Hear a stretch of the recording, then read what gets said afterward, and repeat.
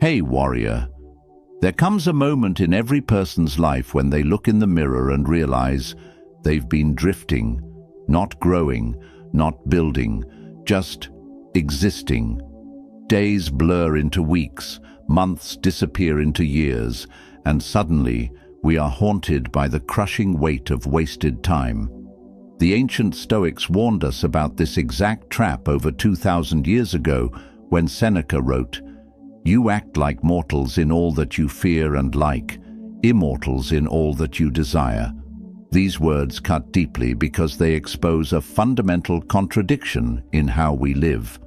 We fear trivial daily inconveniences, a difficult conversation, a challenging workout, the discomfort of learning something new. Yet we act as if we have infinite tomorrows to pursue our deepest dreams and highest aspirations.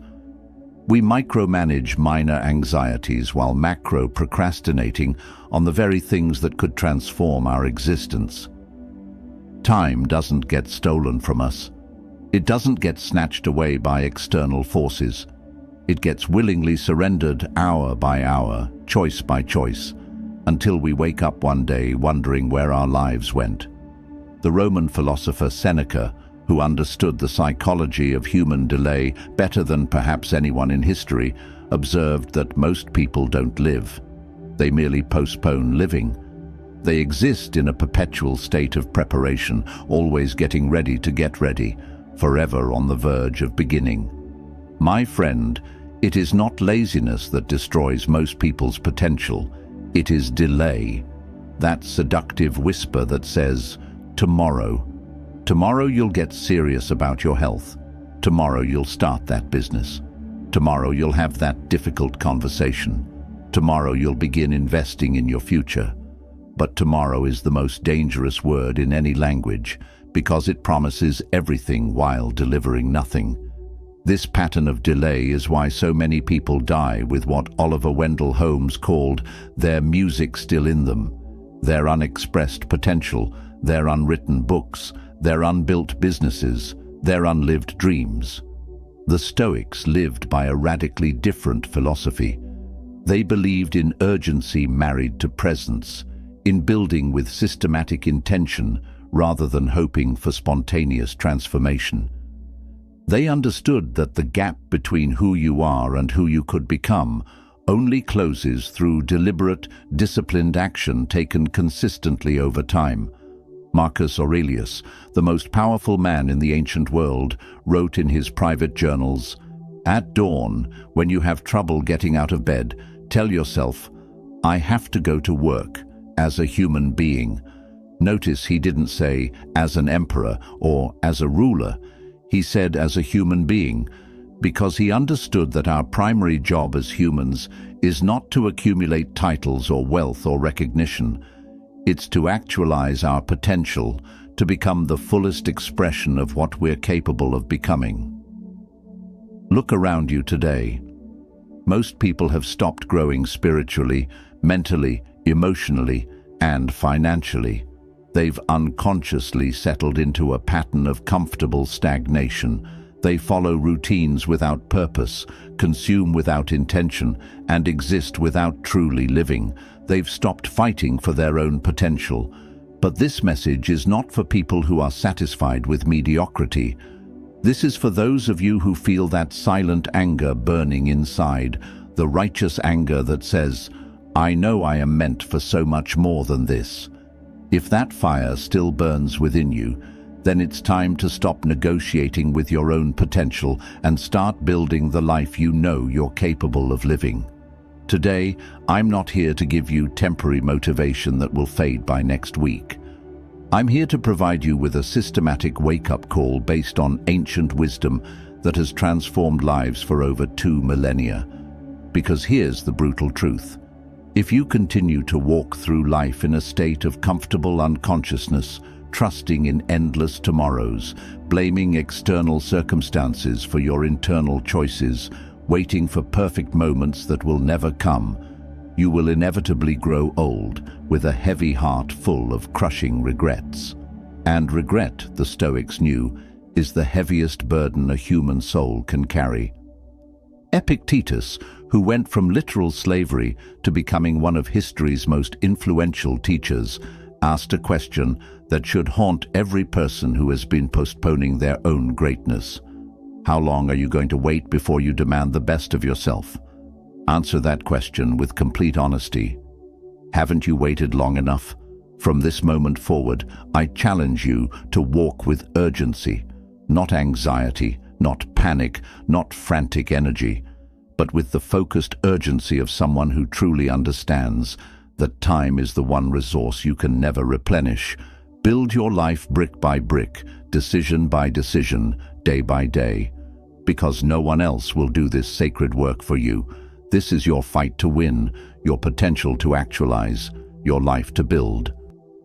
In this video, I will walk you through 7 powerful Stoic principles that will not just shift your perspective, but force you into real, sustainable growth. These aren't feel-good platitudes or motivational fluff.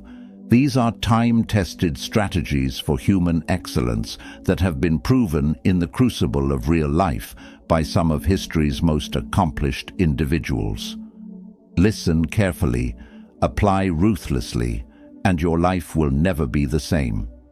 Before we begin, if you are truly serious about transforming your life, rather than just being entertained by the idea of transformation, like this video, subscribe to the channel, and share it with someone who needs to hear this message.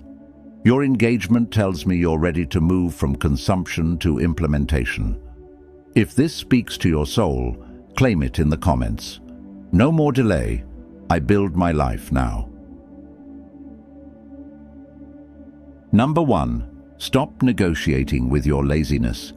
The first and most crucial step to building a powerful life is deceptively simple, yet profoundly challenging. You must completely stop arguing with your own weakness.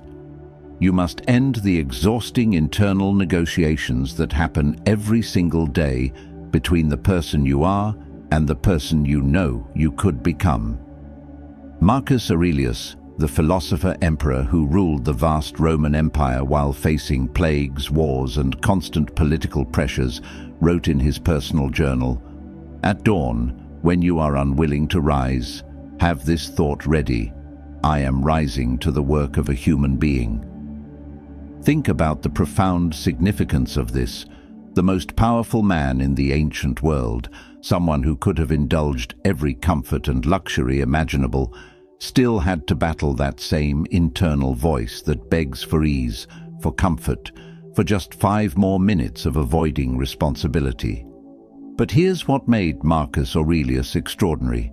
Every single morning he declared war on that voice of comfortable mediocrity. He understood that the battle for your life is won or lost in those crucial moments when your discipline meets your desire for ease. That is the exact mindset you must adopt if you want to build something meaningful with your existence, because nothing destroys human potential faster than the habit of negotiating with your own laziness. Consider how often you've engaged in these internal negotiations over the past month. Your alarm rings at the time you deliberately set, and immediately the bargaining begins. Just 5 more minutes. I'll get up earlier tomorrow. I didn't sleep well, so this is different. You plan to exercise, but you convince yourself that you'll start fresh on Monday. You committed to reading or learning something new, but you rationalize that scrolling on your phone is somehow a form of research or staying informed. Each time you surrender to comfort over commitment, something profound and damaging happens. Your self-respect quietly erodes.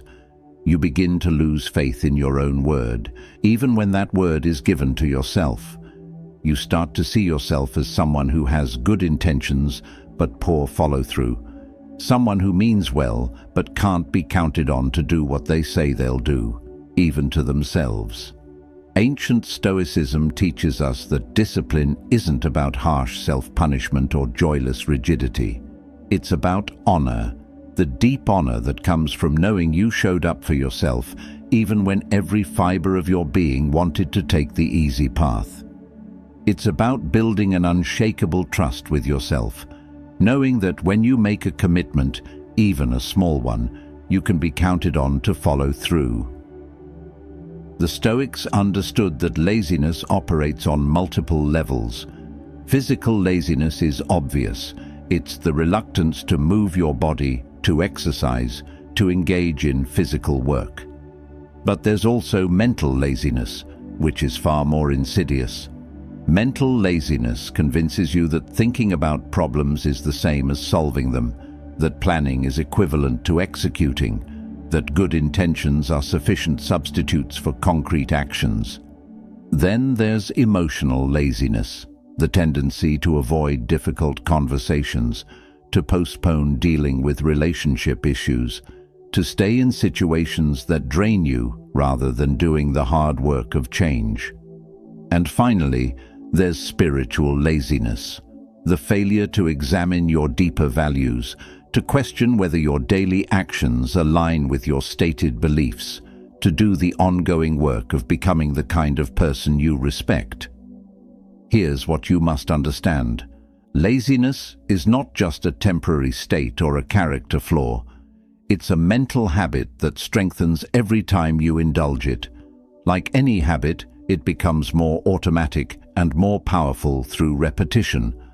But the opposite is also true. Discipline is a habit that grows stronger every time you choose effort over ease, action over avoidance, discomfort over immediate gratification. The Stoics believed deeply in what they called voluntary discomfort, the deliberate practice of choosing challenging actions when easier alternatives are available. They would wake up early when they wanted to sleep longer, exercise when their muscles ached, work when their minds craved rest, eat simple foods when luxury was available. This wasn't masochism or self-punishment. This was strategic preparation for life's inevitable challenges. When you regularly push through resistance in small areas, you build the mental muscle to push through resistance in larger areas. When you honor your commitments to yourself in minor matters, you develop the character to honor them in major matters. When you prove to yourself that you can do what you say you'll do, even when you don't feel like it, you become someone who can be trusted with bigger responsibilities and greater opportunities. What are you actually losing by remaining in patterns of laziness? You're losing time, the one resource that once spent can never be recovered. You're losing opportunities because while you're negotiating with your resistance, someone else with less talent but more discipline is taking action and moving ahead. You're losing confidence because every time you break a promise to yourself, you reinforce the identity of someone who can't be counted on to follow through. Most importantly, you're losing your dreams. Not dramatically, not all at once, but slowly, gradually, through the compound effect of small surrenders that accumulate over time. Every day you delay taking action, life continues moving forward. The business you wanted to start gets started by someone else. The skill you wanted to develop gets mastered by someone else. The relationship you wanted to build gets built by someone else. Stoicism demands that you master yourself before life forces you to bow to circumstances beyond your control. The best time to defeat laziness is not when you feel motivated. Motivation is temporary and unreliable. The best time to defeat laziness is right now, in this moment, regardless of how you feel. How do you systematically eliminate laziness from your life using Stoic principles? First, expect resistance, and don't be surprised when your body and mind want ease. This resistance is natural and universal. Even Marcus Aurelius felt it. The difference between successful people and unsuccessful people is not the absence of resistance, but the response to resistance. Second, create daily routines and systems that operate independently of your emotional state. Whether you feel energetic or tired, motivated or discouraged, inspired or bored, you execute your commitments. This removes the need to make decisions based on fluctuating feelings and creates automatic momentum in your life. Third, Systematically reduce temptations and distractions rather than relying solely on willpower to resist them. If you want to read more, remove the phone from your bedroom. If you want to eat healthier, don't keep junk food in your house. If you want to exercise regularly, lay out your workout clothes the night before.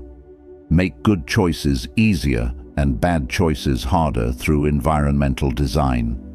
Finally, learn to celebrate the discomfort of effort rather than seeing it as something to be endured. That physical discomfort during exercise is your body adapting and becoming stronger. That mental discomfort while learning something challenging is your brain literally forming new neural pathways. That emotional discomfort during difficult conversations is you developing courage and authenticity. Pain becomes your proof that you are actively becoming someone extraordinary. If you are watching this right now and you recognize yourself in the pattern of negotiating with your own laziness, start by forgiving yourself for past failures. The past is unchangeable, but the future is entirely within your influence. From this moment forward, draw a clear line. The new version of you no longer negotiates with weakness. You rise when the alarm rings, regardless of how much sleep you got. You work even when you're tired, because discipline works when motivation fails. You train even when you're uninspired, because consistency creates capability. You read even when you're bored, because knowledge compounds over time. And day by day, through these small acts of self-discipline, you will feel the transformation. Your mind becomes sharper, your body becomes stronger, your character becomes more reliable, and your life becomes exponentially better, not through luck or external circumstances, but through the systematic application of disciplined choice. The Stoic path is not the easy path, but it is the only path that leads to genuine greatness, authentic self-respect, and the deep satisfaction that comes from knowing you have become the fullest expression of your potential. Comfort is a beautiful prison. Discipline is the key to freedom. The question that will determine the trajectory of your entire life is simple. Will you use that key? Own your growth by typing this below. I refuse to negotiate with laziness. Number 2. Build ruthless clarity about your life.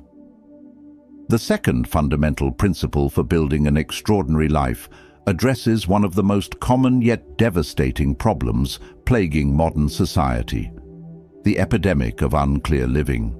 Many people remain perpetually stuck, frustrated, and unfulfilled, not because they lack intelligence, resources, or opportunities, but because they lack something far more basic and essential: crystal clear clarity about what they're actually trying to build with their lives. They drift through their days like ships without anchors, tossed by whatever winds happen to blow their way. They wake up each morning and react to whatever seems urgent rather than proactively pursuing what's truly important. They make decisions based on immediate emotions rather than long-term vision. They say yes to opportunities that don't align with their values and no to challenges that could transform their lives.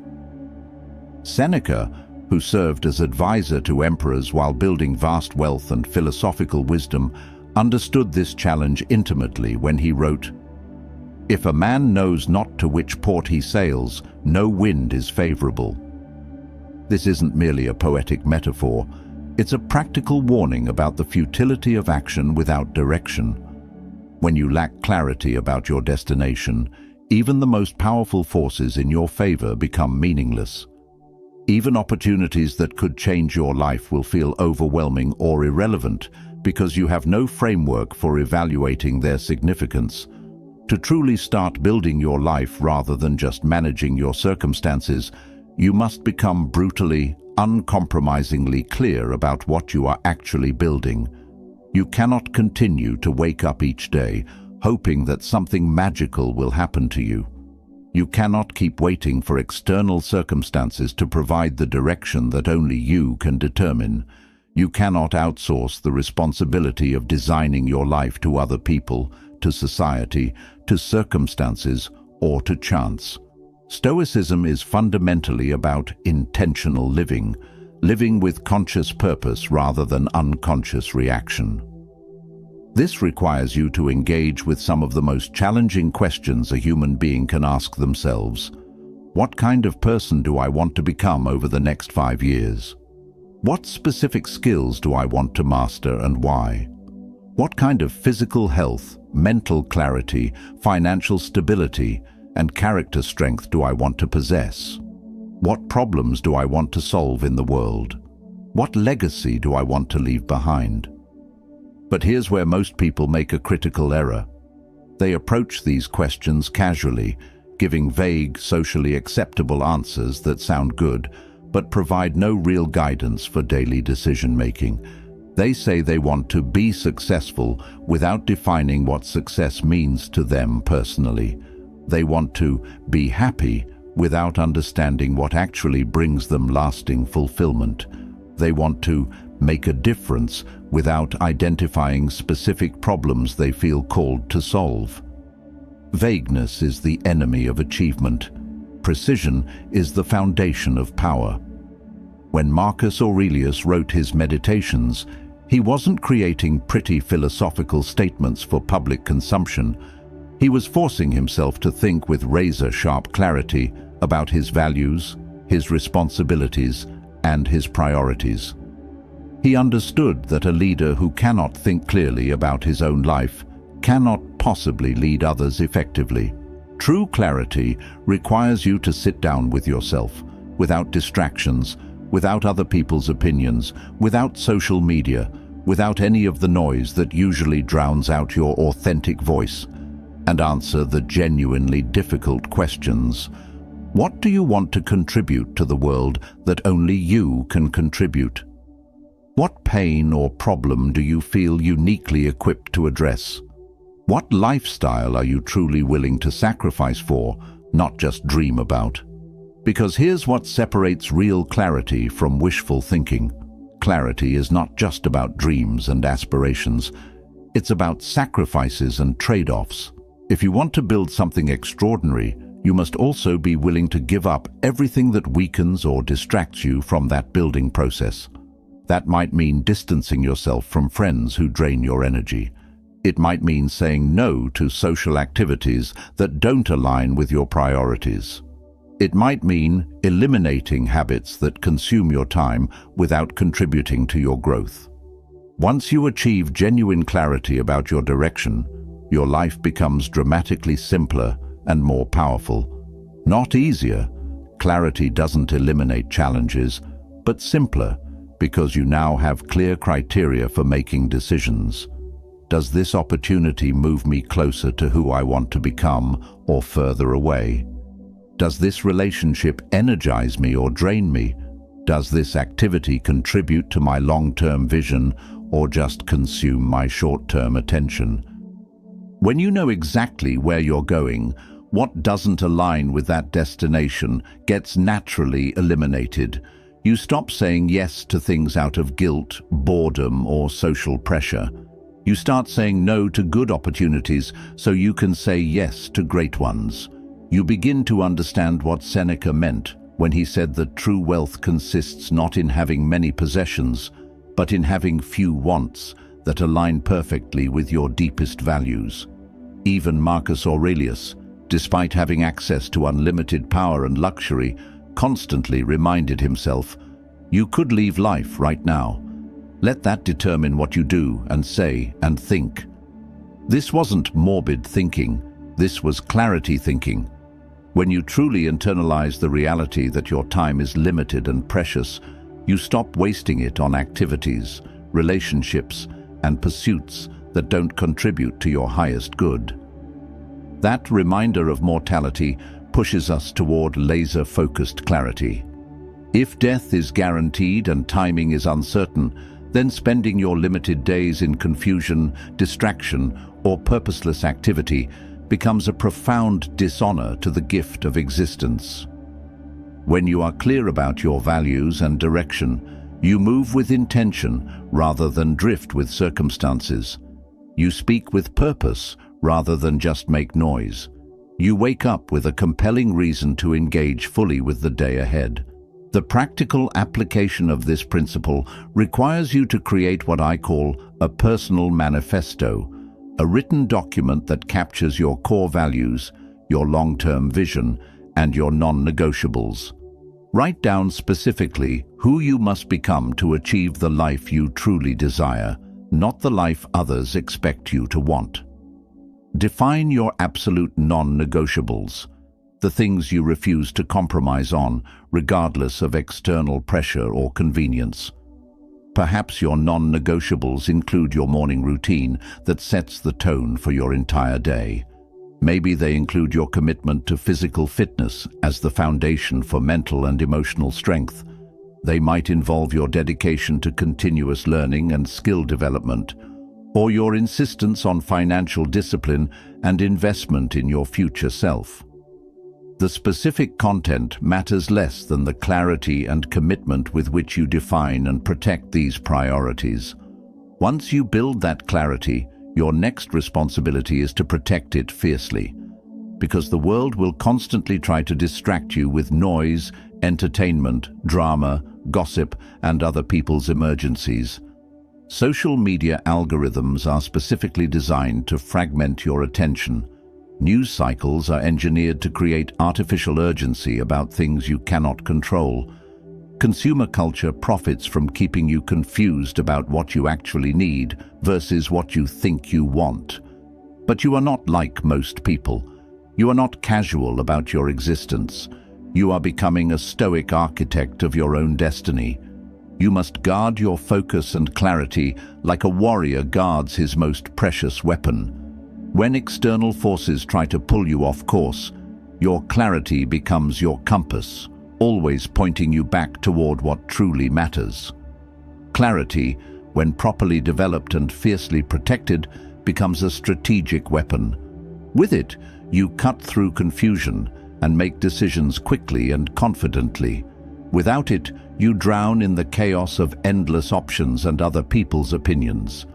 In a world that profits from your distraction and confusion, maintaining crystal clear focus on your own path becomes not just a personal advantage, but an act of rebellion against forces that want to keep you small, uncertain, and easily manipulated. When Epictetus was asked why he trained so rigorously in philosophical thinking, he responded, "No man is free who is not master of himself."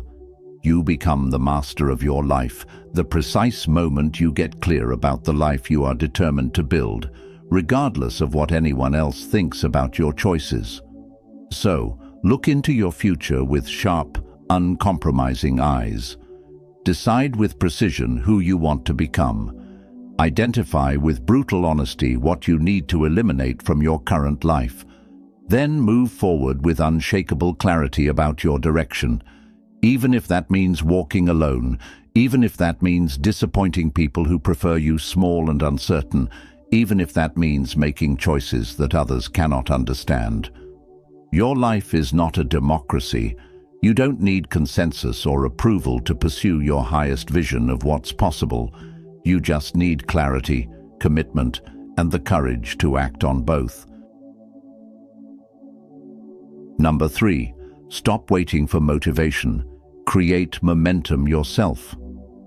The third transformative principle that separates those who actually build meaningful lives from those who merely dream about them addresses one of the most pervasive and destructive myths in modern self-development culture.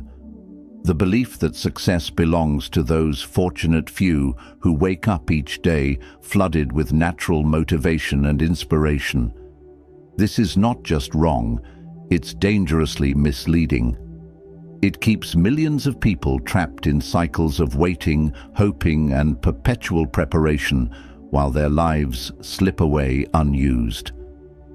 The truth that high achievers understand but rarely articulate is this: genuine success is not powered by constant inspiration or natural motivation. It is powered by systematically created and carefully maintained momentum. The ancient Stoic philosopher Cleanthes, who worked as a night shift boxer and day laborer to fund his philosophical education, understood this principle when he taught, "When the effort required to lift a heavy stone is too great, wedge another beneath and continue." This isn't just practical advice about moving stones, it's a profound metaphor for human achievement. When motivation fails, when inspiration fades, when your emotional energy runs low, you don't stop. You find leverage. You create systems. You build momentum that carries you forward regardless of how you feel. The fundamental error most people make is waiting to feel like doing it before taking action. This approach guarantees mediocrity because feelings are inherently unreliable, fluctuating based on sleep, weather, stress, blood sugar, social interactions, news cycles, and countless other variables completely outside your control. If you allow your emotions to determine your actions, your life will resemble an emotional roller coaster. Periods of intense activity followed by crashes of inactivity, bursts of progress followed by stretches of stagnation. Ancient Stoics operated from a radically different paradigm. They believed that action was more important than emotion, that behavior should drive feeling rather than the other way around. They understood that you don't wait to feel brave before acting courageously. You act courageously until courage becomes your natural response. You don't wait to feel disciplined before behaving with discipline. You behave with discipline until discipline becomes your automatic mode of operation. This principle extends to every area of meaningful achievement. You will not always want to read that book that could transform your understanding. You will not always feel excited about exercising your body when it's tired or sore. You will not always feel inspired to work on developing your craft or skills. You will not always have the emotional energy to resist temptations that you know don't serve your long-term interests. But these moments, when you don't feel like taking positive action, are precisely when action matters most. Every single positive action taken while uninspired, while tired, while discouraged, is a direct strike against your old identity and a building block for your new one. It's proof to yourself that you are becoming someone who can be counted on to follow through regardless of circumstances. It's evidence that your commitment runs deeper than your comfort. The Stoics understood that you don't need to start with massive, life-changing actions. In fact, attempting to do too much too quickly often leads to burnout and abandonment of your goals. A Stoic life is built not through occasional bursts of intense effort, but through consistent, sustainable movement in the right direction over extended periods of time. Want to become physically strong and healthy? Begin with just 10 minutes of movement every single morning, regardless of how you feel. Not 2 hours at the gym when you're motivated, but 10 consistent minutes that you can maintain even on your worst days. Want to master a valuable skill? Commit to just 30 minutes of focused practice daily, even when you're exhausted or uninspired. Want to become financially stronger and more secure? Study your finances, investment options, or income-generating skills for just 15 minutes each day instead of scrolling mindlessly on your phone. These actions may seem almost trivially small, but that's precisely their power. Small actions maintained consistently generate what mathematicians call compound effects, results that grow exponentially over time rather than linearly. And perhaps more importantly, small, consistent actions generate psychological momentum. Once momentum begins building, motivation naturally follows rather than preceding action. This relationship between action and motivation is crucial to understand because it's the reverse of what most people expect. They wait for motivation to drive action, when, in reality, action creates motivation. When you take positive steps forward, even small ones, you begin to see yourself as someone who takes positive steps forward. This identity shift then makes future positive actions more likely and easier to maintain. Remember that emotion is inherently unreliable as a foundation for sustained action. Some days you will feel powerful, energetic, and capable of conquering the world. Other days you will feel empty, tired, discouraged, or overwhelmed. If you allow these natural emotional fluctuations to determine whether you take positive action, your progress will be erratic at best, non-existent at worst. The Stoics believed deeply in what they called steadiness, the ability to maintain consistent forward movement regardless of internal or external circumstances. Marcus Aurelius, who had to maintain his philosophical practice through wars, plagues, family tragedies, and enormous political pressure, wrote extensively about the importance of showing up consistently rather than dramatically. Discipline, from a Stoic perspective, is not about how intensely you can perform when you feel like it. It's about how consistently you can show up when you don't feel like it. It's not about hitting one massive home run when you're inspired. It's about taking one small step forward every single day, regardless of conditions. Just as water carves through solid stone, not through force but through persistence, disciplined daily action carves a new future for you through consistency rather than intensity. This principle has profound implications for how you approach personal change. You may never feel completely ready to start that business, write that book, have that difficult conversation, or make that significant life change. Most people use this feeling of not being ready as justification for delay. But the Stoics remind us that the only perfect time for positive action is now, in this moment, with whatever resources and knowledge you currently possess. Life is unpredictably short and mercilessly unforgiving to those who wait for perfect conditions. While you're researching, planning, and waiting to feel ready, opportunities pass, time expires, and other people with less knowledge but more willingness to act move ahead of you. Stop overthinking your decisions and overplanning your actions. Start acting with the information you have, adjust based on the feedback you receive, and trust that momentum will create the clarity and confidence you're waiting for. Mahatma Gandhi, whose philosophy was deeply influenced by Stoic ideals, observed that action expresses priorities.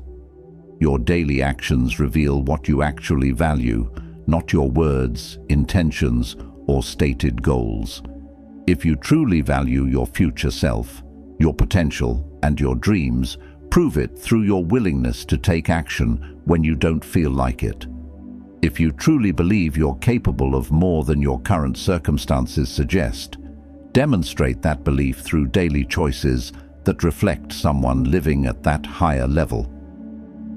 Set what I call daily minimums, the smallest possible version of important activities that you can maintain even on your most challenging days. These minimums serve as anchors that keep you moving forward when life gets chaotic, when motivation disappears, when circumstances become difficult. Your minimum might be 10 push-ups when you can't get to the gym, 1 page of reading when you can't focus for longer periods, or 5 minutes of meditation when you can't find more time. The goal of these minimums is not to accomplish everything through tiny actions. It's to maintain momentum and identity consistency. When you honor your minimums every day, you prove to yourself that you are someone who follows through on commitments. This proof builds the psychological foundation for larger commitments and bigger actions. Move forward regardless of your emotional state. Let your actions carry you when your feelings fail you. Trust that consistent movement in the right direction will eventually generate the enthusiasm and confidence you're currently waiting for. One day, people will observe your life and comment on how motivated you seem to be, but you will smile knowingly, understanding the truth. It wasn't motivation that created your success. It was momentum, systematically built and carefully maintained, one small action at a time. Number 4. Surround yourself with builders, not dreamers. The fourth critical principle for building an extraordinary life addresses one of the most underestimated yet powerful forces shaping your destiny, the profound impact of your social environment. The path to building a meaningful, successful life is not meant to be walked with just anyone. You must become ruthlessly selective about the people you allow into your inner circle, because your environment doesn't just influence your choices. It literally shapes who you become at the deepest level. Look closely and honestly at the 5 people you spend the most time with right now. Do they build tangible value in their lives, or do they merely dream and talk about building? Do their daily actions reflect serious commitment to growth, or do they engage in endless planning without execution? Do they challenge you to become better, or do they unconsciously encourage you to remain at their level of comfort and mediocrity? The ancient Stoics understood something that modern psychology has now confirmed through extensive research. You become remarkably similar to the people you consistently spend time with. Epictetus, who transformed himself from a literal slave into one of history's most influential teachers, warned his students, "Avoid fraternizing with negative people, for they increase your likelihood of sinking to their level." This isn't about being judgmental or elitist. It's about recognizing a fundamental truth about human psychology and social influence. Your social circle is either watering your growth and reinforcing your highest aspirations, or it's slowly poisoning your potential and normalizing mediocrity. There is no neutral ground. Every conversation either elevates your thinking or diminishes it. Every social interaction either strengthens your commitment to excellence or weakens your resolve to push beyond comfort. Consider the people around you who claim they want success, improvement, or positive change in their lives. Now observe their actual daily behaviors rather than listening to their stated intentions. Do they wake up early to work on their goals, or do they sleep late and make excuses?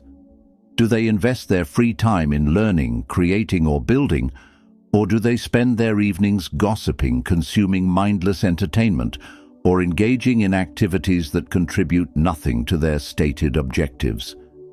Many people say they want discipline, but they spend their social time with people who celebrate quitting when things become difficult.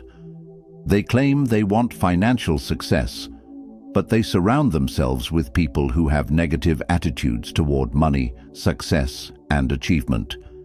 They say they want to grow personally, but they maintain friendships based on shared complaints rather than shared aspirations.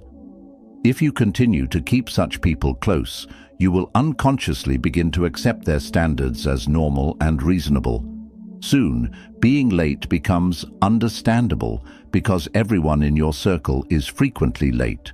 Making excuses becomes realistic because everyone around you makes excuses for their lack of follow-through.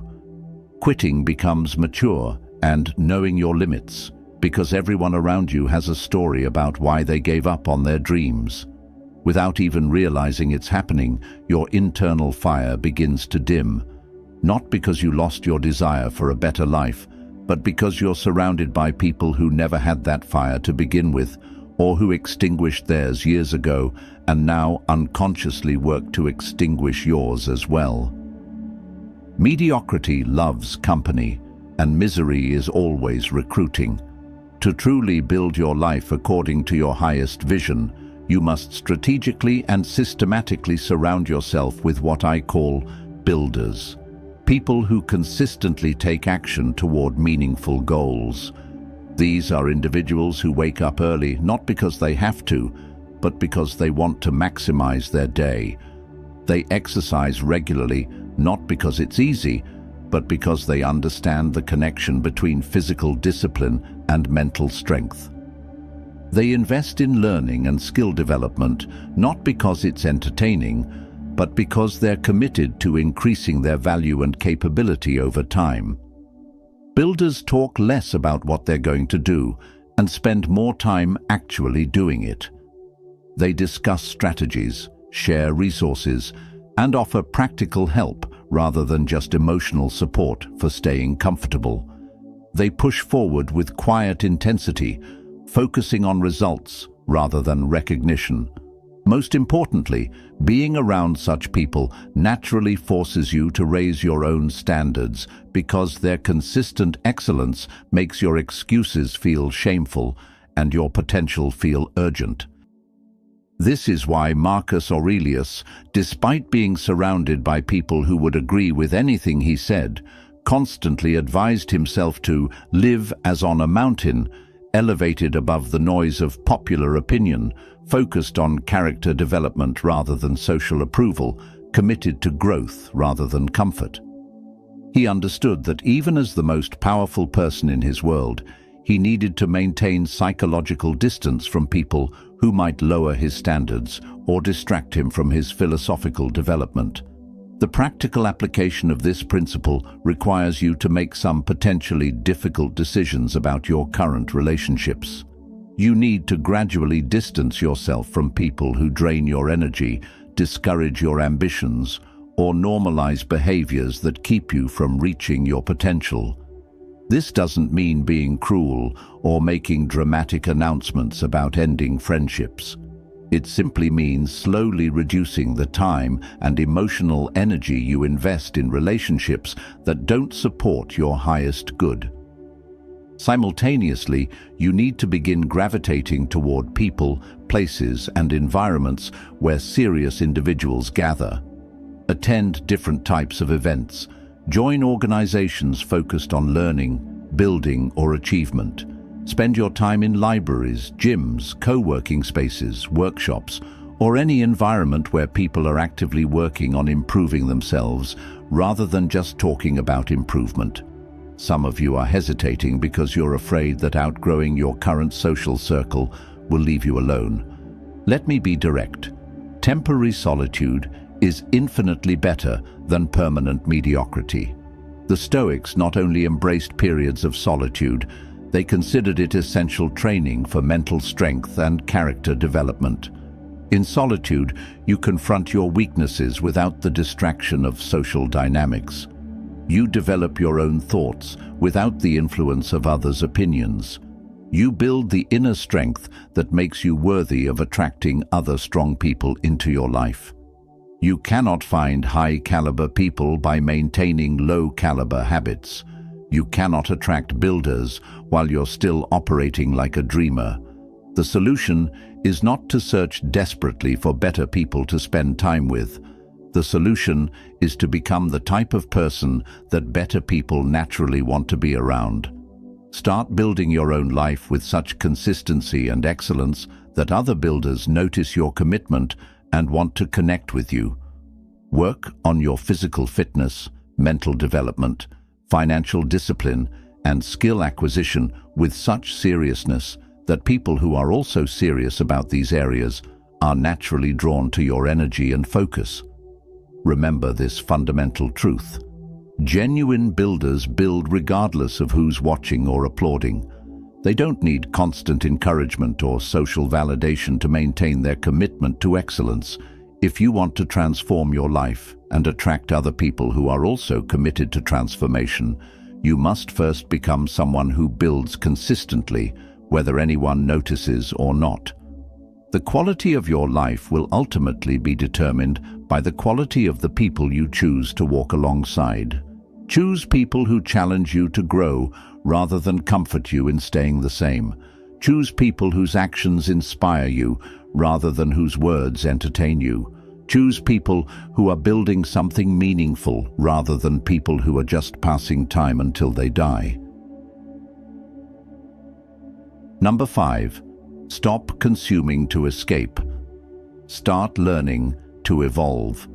The fifth transformative principle addresses what may be the most widespread and destructive habit in modern society: mindless consumption as a form of emotional escape. We live in an era of unprecedented access to information, entertainment, and distraction.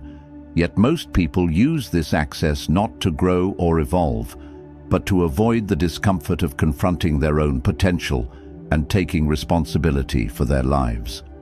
Observe your own patterns honestly. When you scroll through social media for hours, binge-watch entire seasons of television shows, eat emotionally beyond physical hunger, or consume endless streams of news and entertainment, are you genuinely growing as a person, or are you running away from the psychological discomfort that comes with building something meaningful with your existence? The ancient Stoics, living in a world with far fewer distractions, but the same human tendencies toward avoidance, understood that consuming without clear intention is a subtle form of self-destruction. Seneca, who had access to all the luxuries and entertainments that Roman wealth could provide, wrote, "We suffer more often in imagination than in reality." He understood that much of our consumption feeds our imagination, our fears, our anxieties, and our distractions rather than contributing to our wisdom, strength, or practical capability. Most modern consumption is designed to keep you in a state of comfortable numbness, gently avoiding the psychological discomfort that signals growth opportunities. Every hour you spend consuming content that doesn't challenge you, educate you, or inspire you to take positive action is an hour stolen from the active construction of your future self. Think about this mathematically. If you currently spend 2 hours per day in mindless consumption, scrolling, watching, eating, or consuming for emotional regulation rather than genuine value, that's 14 hours per week, roughly 60 hours per month, over 700 hours per year. Now imagine redirecting even half of that time toward reading philosophy, learning practical skills, exercising your body, studying financial literacy, practicing a craft, or developing any capability that compounds over time. In just 1 year, with no other changes to your life, you would invest over 350 hours in your own development. That's equivalent to almost 9 full-time work weeks, dedicated to becoming more capable, knowledgeable, and valuable. Over a decade, this would represent nearly 4,000 hours of deliberate personal development, enough to achieve genuine mastery in multiple areas of life. The Stoics believed that life should be lived deliberately and intentionally, with every choice contributing to your development as a human being. This doesn't mean you must never relax or enjoy simple pleasures. It means that your relaxation should be earned through productive effort, and your consumption should serve a clear purpose rather than simply filling time or avoiding discomfort. Marcus Aurelius, who could have indulged in any entertainment or luxury imaginable, instead wrote in his personal journal, "You become what you give your attention to." This principle is even more crucial today than it was in ancient Rome. If you consistently give your attention to chaos, drama, negativity, or meaningless stimulation, you will become chaotic, dramatic, negative, and addicted to stimulation. If you consistently direct your attention toward wisdom, growth, health, and meaningful challenges, you will become wise, growing, healthy, and comfortable with meaningful difficulty. The shift from consumptive escape to evolutionary learning begins with honest self-assessment.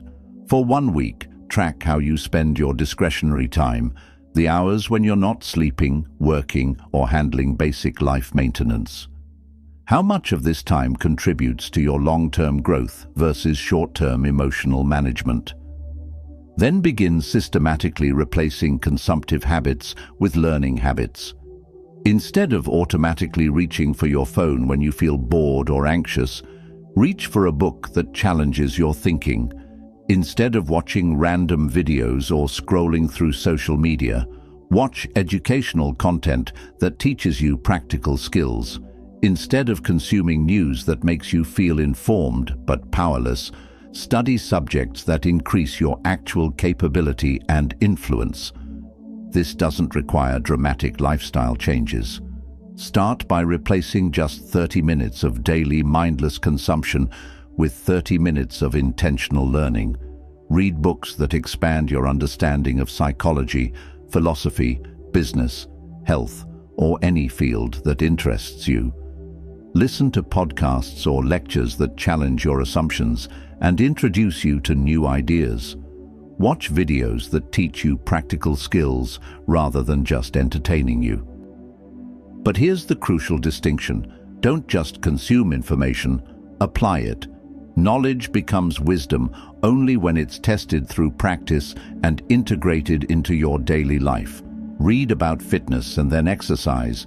Study communication principles and then practice them in your relationships. Learn about financial literacy and then implement better money management strategies. The ultimate transformation happens when consuming becomes a strategic activity rather than an escape mechanism. When your brain begins craving knowledge and growth more than it craves distraction and comfort, you've made the shift from consumer to builder, from victim of circumstances to architect of your own development. Marcus Aurelius captured this perfectly when he wrote, "Bear in mind that the measure of a man is the worth of the things he cares about." What you choose to consume reveals what you actually care about, regardless of what you say your priorities are. If your consumption patterns reflect someone who cares more about comfort than growth, entertainment than education, distraction than development, then those are your true priorities, and your life will reflect them accordingly. Make a conscious decision today to care about your evolution more than your entertainment. Choose growth over distraction repeatedly until it becomes your natural preference. Invest your attention in content that makes you more capable rather than content that simply makes time pass more pleasantly. Your future self, the person you could become through disciplined, intentional development, is depending on the choices you make right now about how to use your most precious resource, your attention. Drop this affirmation in the comments. I consume wisdom, not distractions. Number 6. Master boredom. That's where greatness is built. The sixth principle for building an extraordinary life addresses one of the most overlooked yet critical factors that separate those who achieve lasting excellence from those who remain perpetually average: the ability to not just tolerate, but actually master boredom. Most people never build anything truly significant in their lives, not because they lack intelligence, resources, or opportunities, but because they cannot handle one fundamental requirement of all meaningful achievement: the extended periods of unglamorous, repetitive, seemingly boring work that excellence demands. In our hyper-stimulated, instant gratification culture, boredom has become something to be avoided at all costs. The moment people feel understimulated, they reflexively reach for their phones, turn on entertainment, seek social interaction, or find any distraction that provides immediate stimulation. This creates a psychological dependency on constant novelty and excitement that makes sustained focus on long-term goals nearly impossible. Marcus Aurelius, who had access to all the stimulation and entertainment that the Roman Empire could provide, instead chose to spend his time in philosophical reflection and character development. He reminded himself daily, "It is not death a man should fear, but never beginning to live." Yet beginning to truly live in the deepest sense often looks remarkably boring to outside observers. Early mornings spent in solitary reflection, hours of repeated practice on fundamental skills, long periods of quiet focus on important but unexciting work. Predictable routines maintained consistently over years. This is where genuine greatness grows, not in moments of inspiration or excitement, but in the still, unseen, slow accumulation of expertise and character that comes from doing what needs to be done when nobody is watching and nothing feels particularly exciting about doing it. Look at any person you genuinely admire for their achievements, skills, or character. Their daily reality, stripped of social media highlights and public recognition, is largely structured, disciplined, and repetitive. They don't chase constant excitement or novelty. They don't need every activity to feel stimulating or entertaining. They understand something that the majority of people never learn. What feels boring today will compound into capabilities so extraordinary that others will eventually call the results destiny or natural talent. The modern world has created an entire population that is psychologically addicted to stimulation. This addiction makes sustained focus on any single activity feel uncomfortable after just a few minutes. It creates what researchers call continuous partial attention, a state where you're always somewhat distracted, always seeking the next source of stimulation, never fully present with whatever you're currently doing. This stimulation addiction is devastating to your potential because mastery in any field requires what psychologists call deliberate practice, focused, repetitive work on specific skills over extended periods. It requires you to stay engaged with activities that may feel boring, difficult, or frustrating, long enough for compound effects to create breakthrough results. But here's what most people misunderstand about boredom. It's not your enemy. It's your test. Boredom is life's way of asking whether you have the psychological strength to do what needs to be done, even when it no longer provides immediate gratification. It's testing whether your commitment to your goals runs deeper than your need for entertainment. The ability to work without constant excitement or stimulation separates those who achieve mastery from those who remain dilettantes, forever jumping from one interest to another. When you can continue practicing, learning, building, or improving, even when the activity feels routine or unstimulating, you unlock what may be the most powerful force in human achievement: sustained, focused effort over time. The ancient Stoics not only understood this principle, they deliberately cultivated the ability to find meaning and even satisfaction in what others might consider boring activities. They practiced what they called preferred indifference, learning to value activities based on their contribution to character development and long-term flourishing rather than their immediate entertainment value. Marcus Aurelius wrote extensively about finding purpose in routine duties, everyday responsibilities, and repetitive tasks. He understood that a person's character is revealed not in moments of crisis or inspiration, but in how they handle the mundane requirements of daily existence. Do you approach boring but important tasks with resentment and resistance, or do you see them as opportunities to build discipline and demonstrate commitment to your values? The practical mastery of boredom begins with changing your relationship with stimulation itself. Instead of expecting constant entertainment and excitement, begin to appreciate the calm focus that comes from sustained attention on meaningful activities. Instead of judging activities based on how entertaining they are, evaluate them based on how much they contribute to your long-term development. First, stop expecting every moment of your life to feel stimulating or exciting. Understand that the feeling of boredom often indicates you're doing something long enough and consistently enough for it to actually matter. If you're constantly seeking new activities because your current ones feel boring, you may be avoiding the depth that creates real capability.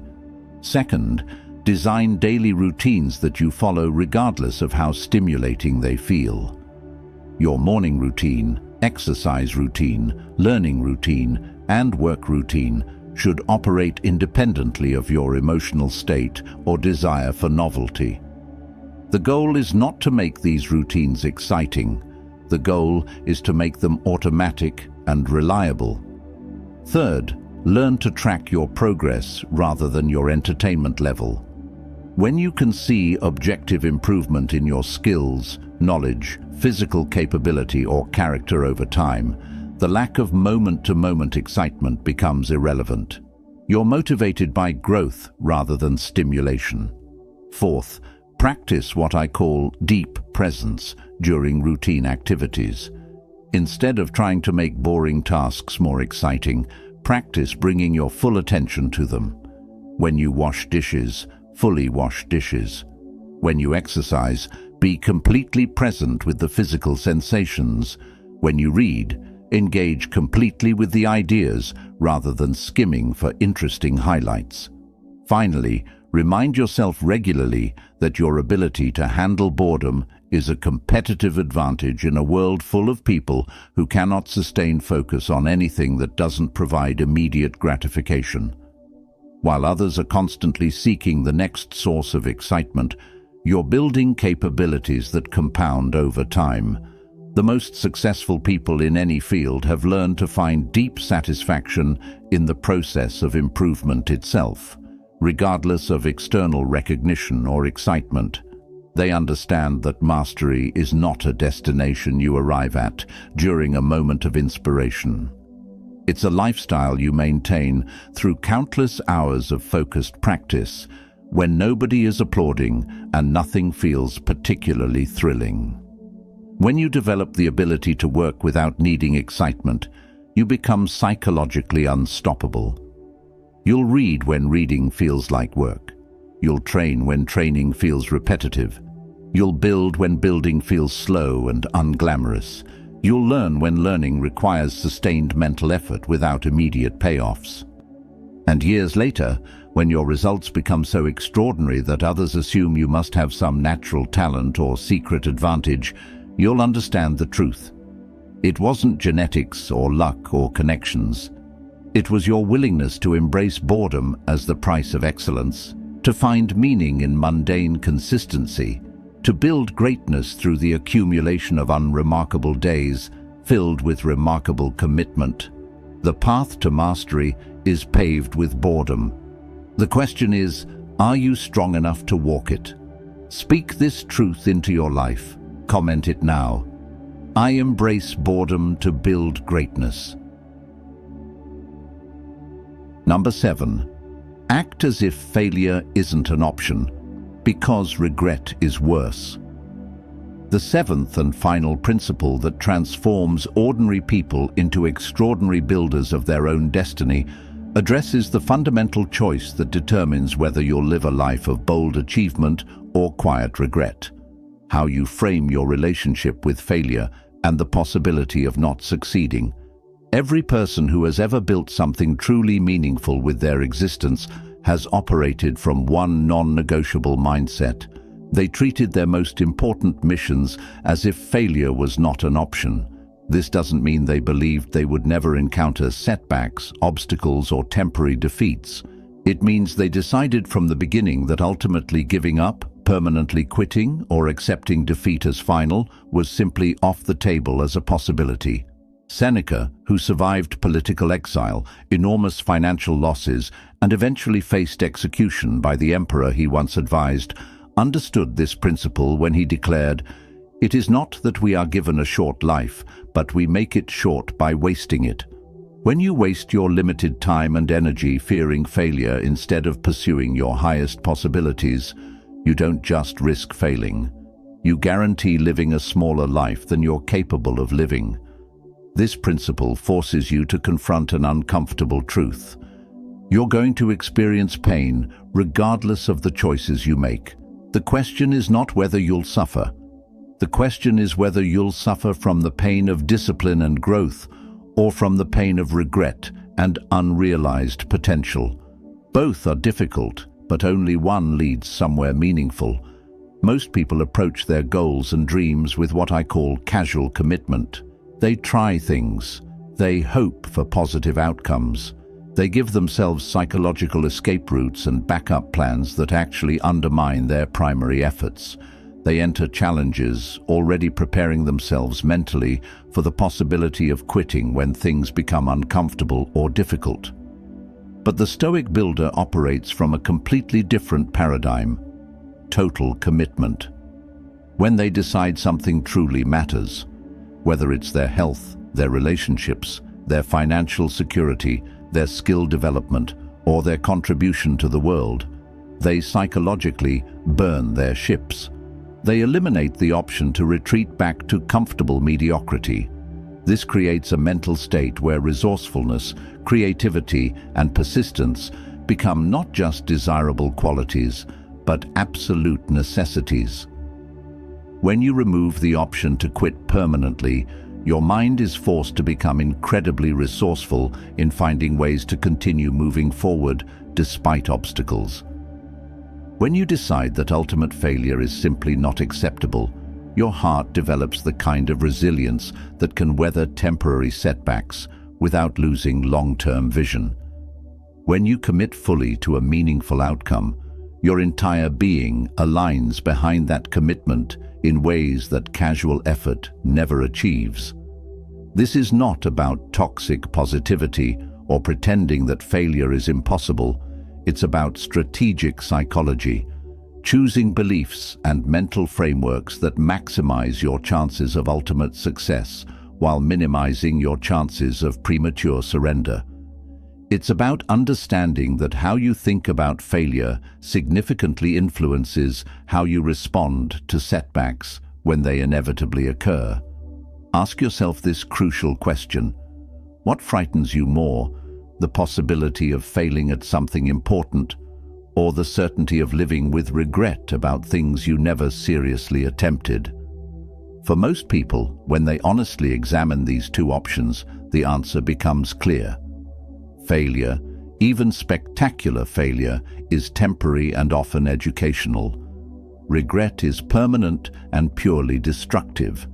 Failure can teach you valuable lessons about strategy, timing, preparation, or approach. Failure can build character, resilience, and wisdom. Failure can redirect you toward better opportunities that you wouldn't have discovered otherwise. Failure can motivate you to develop skills and capabilities you wouldn't have needed if everything had been easy. Regret, by contrast, teaches you nothing except how it feels to avoid taking the risks that could have transformed your life. Regret builds nothing except a growing sense of what might have been if you had been braver, more committed, more willing to endure temporary discomfort for long-term gain. The Stoics trained themselves to confront fear logically rather than emotionally. They would systematically examine their concerns by asking, what is the worst realistic outcome if I pursue this goal aggressively and don't achieve it? What is the worst realistic outcome if I don't pursue it seriously and spend years wondering what could have been? Often this analysis reveals that staying in safe, comfortable mediocrity carries far more long-term risk than bold action toward meaningful goals. Life punishes the timid far more brutally and persistently than it punishes the bold. The timid suffer daily from the slow erosion of self-respect that comes from knowing they're not living up to their potential. The bold suffer temporarily from setbacks that ultimately contribute to their strength and wisdom. Start treating your most important dreams and goals like life and death missions. Want to start a business that could provide financial freedom and meaningful work? Go all in with your research, planning, networking, and execution. Don't dabble. Don't see what happens. Commit fully and adjust your approach based on results, but never adjust your commitment to the ultimate outcome. Want to transform your physical health and fitness? Train and eat like your life literally depends on it, because in many ways, it does. Your energy, confidence, longevity, and overall quality of life are directly connected to the health choices you make consistently over time. Want to develop skills that could change your career trajectory and earning potential? Study and practice like your future financial security depends on your willingness to master these capabilities, because it probably does. This level of commitment doesn't guarantee that you'll never face setbacks or temporary failures, but it does guarantee that you won't quit prematurely. that you'll persist through difficulties that stop most people, and that you'll extract maximum learning and growth from every experience, whether immediately successful or not. Marcus Aurelius understood this when he wrote about treating obstacles as fuel for further action. The impediment to action advances action. What stands in the way becomes the way. He didn't see failure as the opposite of success. He saw it as raw material for building greater success. Can you still experience setbacks, defeats, and temporary failures even with total commitment? Absolutely. But a true Stoic doesn't collapse psychologically from failure. They recalibrate, they adapt, they learn, they grow stronger, and they continue moving toward their objectives with renewed wisdom and capability. The only true failure, from a Stoic perspective, is to abandon your mission entirely because temporary obstacles convinced you that your goals weren't worth the effort required to achieve them. Everyone else is simply being educated by experience and shaped by challenges into someone more capable of ultimate success. When your life nears its end, may you be able to say with complete honesty, "I gave everything I had to the things that mattered most to me. I held nothing back out of fear. I took the risks that aligned with my values and pursued the goals that reflected my highest vision of what was possible." Even if you didn't achieve every specific outcome you desired, you will have succeeded in the most important way possible. You will have lived fully, boldly, and without the crushing weight of wondering, what if? If you have reached this point, understand, you are not like most people. You are not casual. You are not asleep. You are awake to the harsh truth that time is moving, whether you are building or not. The Stoics never begged for an easy life. They demanded strength from themselves. They lived by the simple law: do not spend your life playing the role of a victim. Spend it becoming the architect of your destiny. Your future does not need more promises.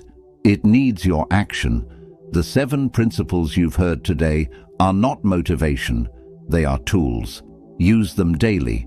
Build your life with discipline, clarity, momentum, powerful environments, intentional consumption, boredom mastery, and fearless commitment. If you do this consistently, you will shock yourself with who you become. If you delay again, life will pass, and no one can give you that time back. Stop bargaining with weakness. Stop begging for comfort. It is time to stand tall, breathe deeply, and act with urgency. Look life directly in the eyes and declare, "I am here to build, not to waste." You have everything you need: a mind capable of logic, a heart capable of courage, and time, which is running out. So, begin, today, right now, because the longer you wait to take control, the harder it becomes to reclaim your destiny. Drop this final affirmation in the comments. I build my life with relentless discipline. Don't forget to like, comment, share, and subscribe to the channel to stay on this powerful Stoic journey.